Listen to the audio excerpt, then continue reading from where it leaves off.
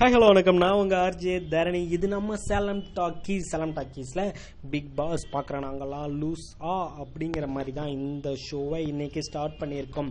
ஏன் அப்படின்னா இருக்கிற எல்லா யூடியூப் சேனலும் வந்து பிக் பாஸை வச்சு பயங்கரமாக பேசியாச்சு. நாமளும் சேனல் ஆரம்பித்து ஒரு 4-5 வீடியோவை போட்டுட்டுமே நாம்ளும் பேசாமல் இருந்தால் தப்பாக போயிடும் அப்படின்னு சொல்லிட்டு நாங்களும் வந்து பேச ஆரம்பிச்சிட்டோம். இதில் வந்து என்னைக்கு ஆரம்பித்தாங்க, இது வரலும் இருக்கிறவங்கெல்லாம் யார், அவங்களோட பேக்ரவுண்டு தான் என்ன, ஒரிஜினலாக அவங்க எத்தனை படம் தான் நடிச்சிருக்காங்க, உண்மையாலே நீங்களாம் செலிபிரிட்டி தானா, அதுக்கப்புறம் நான் பார்த்த கடுப்பான விஷயங்கள்லாம் உங்களுக்கு சொல்ல போகிறேன். இது வந்து June 25, 2017 அன்னைக்கு தான் ஆரம்பிச்சிருக்காங்க இந்த பிக் பாஸ். இது வரலும் வந்து பார்த்தீங்க அப்படின்னா 12 நாள் அப்படியே தள்ளி விட்டாச்சு. 11 நாள் தள்ளி விட்டாச்சு. 12வது நாளில் என்ட்ரி கொடுத்துருக்குறாங்க.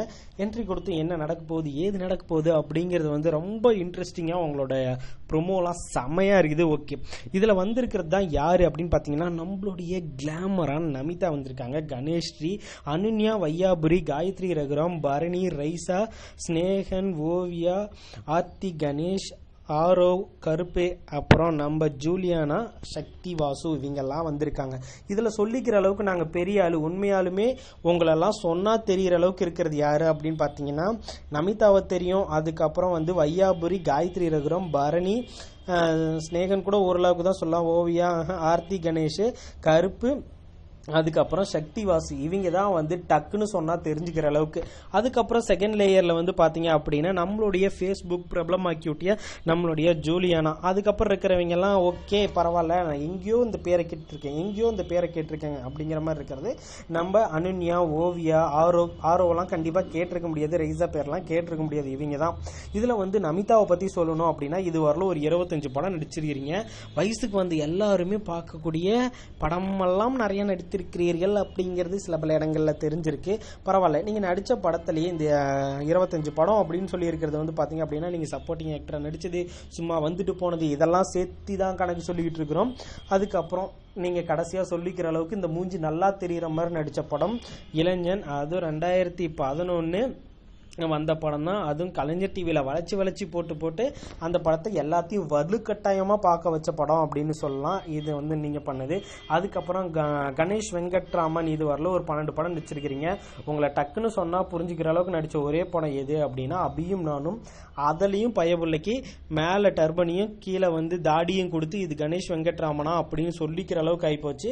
இப்போ நேரில் பார்த்தா உடம்பு மாறி போய் இது கண்டிப்பாக வரல அப்படிங்கிற அளவுக்கு ஆகிப்போச்சு. நீங்கள் கடைசியாக நடித்த படம் இணையதளம். இந்த இணையதளம் அப்படிங்கிற படம் இணையதளத்தில் ரிலீஸ் ஆச்சா அப்படிங்கிறதே எனக்கு கொஞ்சம் டவுட்டாக தான் இருக்குது. கஷ்டப்பட்டு நம்ம விஜய் டிவி நல்லா ப்ரொமோட் பண்ணாங்க, பட் ப்ரொமோட் பண்ணி ஒன்றும் ஓடாத மாதிரி தான் தெரியுது. ஏன் அப்படின்னா அதுவும் நம்ம ஈரோடு மகேஷ் சேனலில் இருக்காரே அப்படிங்கிற ஒரு பேரில் கண்டிப்பாக அதையும் வளைச்சி நீங்கள் எல்லா ரியாலிட்டி ஷோக்கு வேறையா வந்துட்டு போனீங்க. ஒரு ரியாலிட்டி ஷோவையும் நம்ம உடலையே எல்லாத்துக்கும் வந்துட்டு போனோம். அதுக்கப்புறம் வையாபுரி பரவாயில்ல, பழைய காலத்துலேருந்து இந்த காலம் வரலும் பார்த்துக்கிட்டு இருக்கிற ஃபேஸு. ஆனால் வந்து அவங்க ஒரு 50-60 படம் கூட நடித்த மாதிரி தெரியல. கடைசியாக வேலைன்னு வந்துட்டா வெள்ளைக்காரன் அப்படிங்கிற படத்தில் தான் மொத்தமாக பார்த்தீங்கன்னா கூட 5 நிமிஷம் கூட நீங்கள் வரல. நீங்கள்லாம் ஒரு செலிபிரிட்டி அப்படின்னு சொல்லிட்டு ஷோவுக்கும் வந்துட்டீங்க. பரவாயில்ல, உங்களை கஷ்டப்படுத்தக்கூடாது.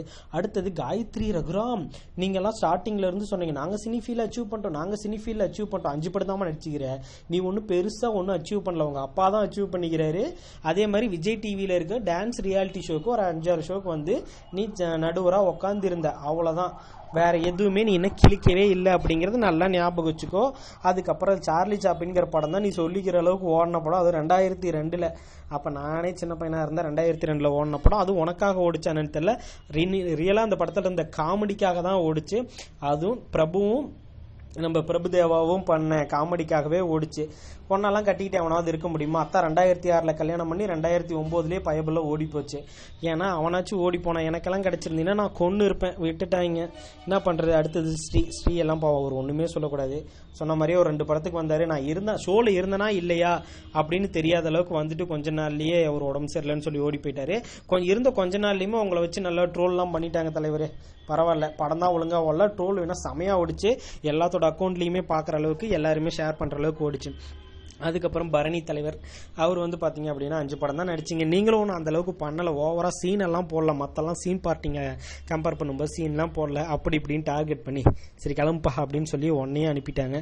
அதுக்கப்புறம் நம்மளுடைய சக்தி அப்பா, தாத்தா, இவங்கெல்லாம் எவ்வளோ பெரிய ஆள் சினிஃபீல்டில். உங்களுக்கெல்லாம் இது தேவையா? இந்த ஷோக்கு வந்து நான் இப்படித்தான் அப்படின்னு சொல்லி காமிச்சிக்கிட்டு பொருளி பேசிக்கிட்டு இதெல்லாம் தேவையே இல்லாத விஷயம். நாமளும் ஒரு 10 படம் தான் நடிச்சிருக்கோம். எதுக்கு தாத்தா அப்பா இவங்கெல்லாம் இருந்தே 10 படம் தான் நடிச்சிருக்கோம். இவங்களோட பேக்ரவுண்டில் இல்லாமல் வந்திருந்தோம் அப்படின்னா ஒன்றுமே ஓடி இருக்காதுன்னு நினைக்கிறேன். கடைசியாக நடித்தது சிவலிங்கா. அதுவும் வந்து படமும் அந்தளவுக்கு ஓடலை. பேய் படம்னாங்க, அந்தளவுக்கு பேய் வந்த மாதிரியும் தெரியல. அங்கங்கே எட்டி பார்த்துச்சு. சில பல சீன்களை மட்டும் கொஞ்சம் பயமாக இருந்துச்சு. இவ்வளோ பயப்படுற நானே வந்து தைரியமாக பார்த்தேன். அதுக்கப்புறம் கஞ்சா கருப்பு வேணால் சொல்லிக்கலாம். இது வரல ஒரு 70-80 படத்துக்கு பக்கமாக நடிச்சிருக்கிறீங்க. கடைசியாக நடித்த படம் தொண்டன் படம் சமுத்திரக்கனியோட சேர்ந்து படம் சூப்பராக இருந்துச்சு. அதனால நீங்கள் இருந்த வரலும் ஷோ நல்லா போச்சு. ஃபர்ஸ்ட் வீக் நீங்கள் இருந்த மாதிரியே தெரில. 2வது வீக்கில் ஊருக்குள்ளே நடந்த எல்லா பிரச்சனைக்கும் வந்து ஒரு நாட்டாமையாக நின்று எல்லா பிரச்சனையும் சால்வ் பண்ணி வச்சிங்க. உண்மையாக நடிச்சிங்க அப்படின்னு சொல்லலாம். அதுக்கப்புறம் ஆரோ நாம் வந்து பார்த்தீங்க அப்படின்னா சவுத் இந்தியன் மாடல் இது வரல ஒரு 100 ஆட் நடிச்சிருக்கோம். சைத்தான் அப்படிங்கிற படத்தில் வந்து நடிச்சதா சொல்லியிருக்காங்க. ஆனால் எங்கே வந்தீங்க அப்படின்னு சொல்லி நான் இன்னும் யோசிச்சுட்டே இருக்கிறேன். இன்னும் கண்டுபிடிக்க முடியல. ஸோ இருந்தாலும் பரவாயில்ல. ஆனால் நாம் எப்போ பார்த்தாலும் பிள்ளைங்க பின்னாடி சுற்றுறோம். வாரம் 1 அப்படிங்கிற மாதிரி உள்ளாடை மாதிரியே மாத்திக்கிட்டு இருக்கிறீங்க. பார்த்து மாத்துங்க. இருக்கிறது கொஞ்சம் தான், மற்றதெல்லாம் கிளவிங்க. அதையும் கொஞ்சம் அலர்ட்டா இருந்துக்கோங்க. அதுக்கப்புறம் ஆர்த்தி கணேஷ் பார்க்கறதுக்கு ரசகுல்லா மாதிரி இருந்துட்டு பெப்பர் போட்ட ரசம் மாதிரி நீ நடிச்சிட்டு இருக்கிற. முத நாளே எனக்கு பெட்டு பத்தாது அது பத்தாது. ஆமா சத்தியமா உடம்புக்கு எப்படிமா பெட்டு பத்தாதுன்னு ஆரம்பிச்ச பிரச்சனை. ஊருக்குள்ள எது பிரச்சனை நடந்தாலும் அந்த இடத்துல நீ நிக்கிற. நல்ல சகுனி வேலை பார்த்துட்டு இருக்கிற. இதுக்கு ஏதாவது ஸ்பெஷலா சம்பளம் வாங்கினியா என்ன அப்படின்னு தெரியல. இதுவரை நீ ஒரு 50 படம் தான் வந்து சொல்லிக்கிற அளவுக்கு நடிச்சிருக்கிற. ஆனால் நிறைய ரியாலிட்டி ஷோவில் அதுக்கப்புறம் கலைஞர் டிவியில் மாநாட மயிலாடலாம் கொஞ்ச நாள் வந்து பாவம் ஆடிக்கிட்டு இருந்தீங்க. அப்போ எதுவும் சினிமாவில் எதுவும் செட் ஆகலை அப்படின்னு சொல்லிட்டு அப்புறம் 2016 கத்தி சண்டை படத்தில் கொஞ்சம் ஓரளவுக்கு ஓடிட்டு இருக்குது. இதுக்காகவே கணேஷ் ஒன்று விட்டு துரத்திருக்கான்னு நினச்சிக்கிறேன். அப்போ இந்த 100 நாள்னாச்சும் நான் சந்தோஷமா இருக்கிற போய் தொலை அப்படின்னு சொல்லி அனுப்பிட்டாங்க. அதுக்கப்புறம் ஓவியா இது வரல ஒரு 13 படம். ஓவியா ஒன்றும் ஒன்றும் சொல்ல முடியாதுமா. நீ இருக்கிறதும் தெரியல, எதுவுமே தெரியல. அமைதியா நீ உண்டு உன் வேலை உண்டுன்னு இருக்க. ஆனால் இந்த வீக் உனக்கு தான் டார்கெட்டுன்னு நினைக்கிறேன். ஏன்னா ஆரம்பிச்சிட்டாங்க எல்லா வேலையும். பிக் பாஸ் முதற்கொண்டு எல்லாமே ஆரம்பிச்சிட்டாங்க. அந்த அளவுக்கு போய்கிட்டு இருக்குது. ஹலோ நான் பேய் பேசுகிறேன் அப்படிங்கிற படம் தான் பாவம் நீங்கள் கடைசியாக நடித்த படம். ஸ்னேகன் நம்ம கவிஞன் அப்படின்னு சொல்லிக்கிட்டு இருக்கோம். இனிமேல் பார்த்து அந்த பேரை வந்து பயன்படுத்துறதை கொஞ்சம் குறைச்சிக்கோங்க. ரொம்ப நல்லதுன்னு நினைக்கிறேன். இது வரல ஒரு 2500 பாட்டு எழுதுனதா சொல்லியிருக்காங்க. புக்கில் ஏதாவது வந்து வார மலர் மாத மலர் அதுக்கப்புறம் டெய்லி நியூஸ் பேப்பரில் ஏதாவது எழுதுனதையும் சேர்த்து கணக்கு வந்திருக்கா என்னன்னு தெரியல. நான் எடுத்த வரல இது வரலும் ஒரு 27 படம் நீங்கள் வந்து இருந்த மாதிரியும் அதே மாதிரி ஒரு 4 படத்தில் 27 படத்துக்கு பாட்டு எழுதியிருக்கீங்க. ஒரு 4 படத்தில் நடிச்சிருக்கீங்க. அது யோகி அப்படிங்கிற படம் தான் சொல்லிக்கிற அளவுக்கு இருக்கு. ஒரு 30 சாங் பரவாயில்ல சூப்பரா இருந்துச்சு, ஓரளவு கேட்கலாம் அப்படிங்கிற மாதிரி ஒரு 30 சாங் வந்திருக்குது. Raiza miss south beauty smile நீங்க உங்களுக்கு கொடுத்துருக்கக்கூடிய அவார்டு. உங்களை பத்தி தேடும்போது இதை தவிர வேற எதுவுமே கிடைக்கல. அதே மாதிரி தான் ஷோல நீங்க இருக்கிறீங்களா இல்லையானே தெரியல. ஒரு வாரம் கழிச்சு நீங்க தான் ரைசா அப்படின்னு தெரிய வந்துச்சு. அந்த அளவுக்கு வந்து ரொம்ப அமைதியாக இருக்கீங்க. பட் இப்போ அப்பப்போ வந்து வாய் கொடுக்க ஆரம்பிச்சிருக்கீங்க. அப்புறம் நம்மளுடைய அனுன்யா ஃபர்ஸ்ட் வெளியே போனாங்க பார்த்தீங்களா. அனுன்யா படமும் ஒழுங்காக ஓடல, ரியாலிட்டி ஷோலையும் ஒழுங்காக ஓட முடியல. என்ன பண்ணுறது பாவம், லைஃப் இப்படி போய்கிட்டு இருக்குது. இது வரலும் சொல்லிக்கிற அளவுக்கு கணக்கில் வந்து பார்த்தீங்க அப்படின்னா 4 படம் வந்திருக்கு. SMS சிவா மனசில் சக்தி சூப்பராக போச்சு அப்படின்னு சொல்லலாம். அப்புறம் மதுரை சம்பவம் படத்தில் வந்து கொஞ்சம் டெரிஃபிக்காக நடிச்சிங்க. அந்த படமும் அந்தளவுக்கு ஓடலை. சேம் கலைஞர் டிவியால் மட்டுமே ஓடப்பட்ட விஷயமா இருக்குது. இதுதான் உங்களோட கேரியரில் நீங்கள் பண்ண விஷயம் அப்படின்னு சொல்லலாம். இந்த ஷோ நான் பார்க்கும்போது ஸ்டார்டிங்கில் நான் நினச்சேன் இவங்கெல்லாம் நல்லவங்களா இருப்பாங்க, இந்த கேரக்டர்லாம் உள்ளே வந்திருக்கு சூப்பராக இருக்கும்னு நினச்சேன். ஆனால் அதுக்கு ஆப்போனண்ட்டாக நடந்தது. ஃபர்ஸ்ட் டே ஒவ்வொருத்தருக்கா இன்ட்ரோ பண்ணுறேன் அப்படிங்கிற பேரில் நம்மள கமலஹாசன் சார் இன்ட்ரோ கொடுத்தாரு. அவரும் அங்கே கொஞ்சம் சில பல சீன்கள்லாம் போட்டார். ஏன்னா அவர் உலக நாயகன், அவர் பண்ணுறதுனால தப்பே கிடையாது. ஸோ எல்லாம் போட்டு வீட்டுக்குள்ளே அனுப்புனாங்க. வீட்டுக்குள்ளே அனுப்புனதுல இருந்தே அங்கேருந்தே ஆரம்பிச்சிருச்சு. நீ அங்கேருந்து வந்த, நீ இங்கிருந்து வந்த, நீ வந்து தனிப்பட்டாலே, நீ இதாலே, நான் ஆல்ரெடி உன் கூட பழகியிருக்கேன் அப்படிங்கிற மாதிரி ஆரம்பிச்சிட்டிங்க. உள்ளே என்ட்ரி ஆனவொடனே நம்ம காண்டாமிருகத்துக்கு இடம் பத்தாது, பெட்டு பத்தாது, டபுள் பெட்லாம் எனக்கு சிங்கிளாக தான் வேணும் அப்படின்னு சொல்லி அது அங்கிலிருந்தே சண்டை போட ஆரம்பிச்சு அங்கே ஆரம்பித்த பிரச்சனை அப்படியே ஓடிக்கிட்டு இருந்தது. பிரச்சனைகள் அப்படின்னு பார்த்தீங்கன்னா செம்மையாக நடந்தது. என்னென்ன பிரச்சனைகள் எனக்கு ஹைலைட்டடான தெரிஞ்ச பிரச்சனைகள் அப்படின்னு பார்த்தீங்கன்னா ஃபர்ஸ்ட் எடுத்தோடனே பெட்டு சண்டை போட்டீங்க. அதுக்கப்புறம் கூட்டுற சண்டை போட்டீங்க. நான் இப்படி கூட்டுறேன், அவங்க அப்படி கூட்டுறாங்க அப்படின்னு சொல்லி கூட்டுற சண்டை போட்டீங்க. அதுக்கப்புறம் வந்து பழைய சோறு கொடுத்துட்டாங்க, கெட்டுப்போன சாப்பாடு கொடுத்துட்டாங்க அப்படின்னு சொல்லி அதுக்கும் ஒரு சண்டையை போட்டீங்க. அதுக்கப்புறம் ஜூலியை வச்சு நீ வந்து அந்த ஜல்லிக்கட்டுக்கு போராடினது தப்பு, ஒன்று பிரபலமாக்கிக்கணும் அப்படின்னு சொல்லி பண்ணீங்க அப்படிங்கிற வந்தீங்க. அப்புறம் நீங்கள் மட்டும் என்ன பிளக்குக்காக இங்கே வந்தீங்க அப்படின்னு எனக்கு நிஜமாலுமே தெரியல. வந்திருக்கீங்க அப்படின்னு சொல்லி சொன்னீங்க. அதுக்கப்புறம் நம்மளுடைய காயத்ரி ரகுராம் மாஸ்டர் பிஜேபியில் வேறையே இருக்கீங்கன்னு சொன்னீங்க, உங்களாலேயே இந்த பிரச்சனையை தீர்த்து வைக்க முடியல, பட் இவங்க ஏதாச்சும் போராடினாங்களே அப்படின்னு சொல்லி அந்த இடத்துல அமைதியாக கேட்டிருக்கணும். அந்த இடத்துல வந்து உசுப்பேத்தி வருது, சண்டைக்கு வருது அப்படின்னு சொல்றது. அதுக்கப்புறம் எப்போ பார்த்தாலும் நீ வந்து நடிக்கிற, நீ வந்து ஃபேக்காக இருக்கிற, நீ பொய்யா இருக்கிற, வாயை கிழிச்சிருவேன், வாயை உடச்சிருவேன் அப்படின்னு சொல்லி கொலாடி சண்டை போடுற மாதிரி உன் வாயே அப்படிதான் இருக்குது. எங்கள் ஊரில் கொலாடி சண்டை போடுறவங்களாம் உன் வாயை அப்படிதான் கோணையாக காட்டுவாங்க, அதே மாதிரி தான் காமிச்சிட்டு இருக்கிற. அதுக்கப்புறம் நடந்த விஷயங்கள் அப்படின்னு பார்த்தீங்கன்னா, இந்த ஸ்னேகன் நான் தலைவானதுக்கு அப்புறம் இதை அதை பண்றேன்னு சொன்னது. அதுக்கப்புறம் பொருள் வாங்குறது, இந்த பாயிண்ட்ஸ் வச்சு பொருள் வாங்குறதுல இருந்தே பிரச்சனை பண்ணீங்க, இவ்வளவு பொருள் வாங்கிட்டீங்க அவ்வளவு பொருள் வாங்கிட்டீங்கன்னு சொல்லி அங்க ஆரம்பிச்ச பிரச்சனை.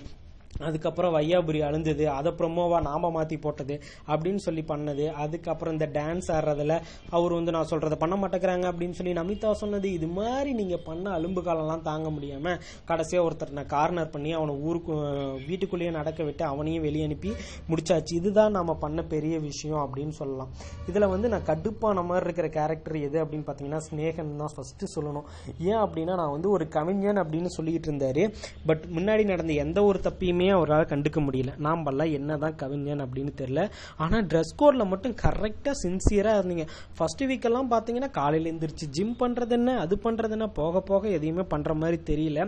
சும்மா ஃபர்ஸ்ட் 2 நாளைக்கு அப்படியே வந்து ஷோ காமிச்சிட்டீங்க அப்படின்னு நினைக்கிறேன். அதுக்கப்புறம் காயத்ரி ரகுராம் மாஸ்டர் இருக்கிறீங்களே மாஸ்டர், உங்க வாயில வர வார்த்தையே வந்து பாத்தீங்கன்னா எச்ச சில்லறை, இது மாதிரி கீழ்த்தரமான ஆளு கூட வரமாட்டேன், வாயை உடைச்சிடுவேன், வாயை கிழிச்சிடுவேன், என்ன ஆளு நீ இப்படிதான் பேசுறதா?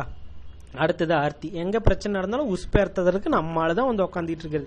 அவ அப்படி பேசிட்டா, இவ இப்படி பேசிட்டா, இது அப்படி பேசிருக்கூடாது, அது இப்படி பேசிருக்கூடாது, நீங்க வந்து தலைவி, நீங்க வந்து தலைவர், உங்ககிட்ட அப்படி பேசலாமா, ஆமா அது உண்மைதான் அப்படின்னு சொல்லி அவ ஃபேக்கு இவ ஃபேக்கு அப்படின்னு சொல்லி நாம நடிக்கிறது. நாம என்னமோ ஒரிஜினலா இருக்கிற மாதிரி நாம ஊருக்குள்ள இருக்கிற எல்லாத்தையும் சண்டை போட்டு வெளியே அனுப்பிடணும்னு சொன்னீங்க. ஆனா கடைசியா 3வது தலைவர் தேர்ந்தெடுக்கும் போது ஒரு வார்த்தை சொன்னீங்க, யாராருக்கு தலைவராசு இருக்குங்கோ ஓடுங்க அப்படின்னு சொன்னீங்க. ஆனா ஆளா போய் சேர்ல உட்காந்து நீதான். அப்படி டவுட்டா இருந்ததுன்னா 100 நாள் முடிச்சு வந்ததுக்கு அப்புறம் இன்கேஸ் எங்க சொல்ல கேட்க மாட்டீங்க, யாராவது சொல்லி இருந்தாங்க கேட்டுட்டீங்க அப்படின்னா அதை போய் பாருங்க. நாம தான் ஆளா போய் உக்காந்தோம், அதை பிடிச்சி இழுத்துக்கிட்டு இருந்தோம், கையெல்லாம் ஏதாச்சு அதெல்லாம் தெரிஞ்சுக்கோ, இதெல்லாம் பண்ணியிருக்கிற. அதே மாதிரி ரொம்ப என்ன சொல்றது, அமைதியா இருந்துட்டு எல்லா வேலையும் செஞ்சது யாரு அப்படின்னு பாத்தீங்கன்னா நம்மளுடைய ஆரோ. ஃபர்ஸ்ட் வந்து ஓவியா கூடயே சுத்திக்கிட்டு இருக்கிறது, ஓவியா கூடயே பேசுறது எல்லாம் பண்ணனீங்க. அதெல்லாம் முடிச்சுட்டு இப்ப வந்து ஓவியா ஃப்ரெண்டா இருக்கலாம் அப்படின்னு சொன்ன உடனே அப்படியே ரைசா கிட்ட மாறினது. இது அப்படியே பிக் பாஸ்ல வந்து ரைசா கூட போய் உக்காருங்க அப்படி இப்படின்னு சொல்றது. பிக் பாஸ் நீங்க ஷோ பண்றீங்களோ இல்ல மொம்மத்தனம் பண்றீங்களோ அப்படின்னு எனக்கு நிஜமாலுமே தெரியல.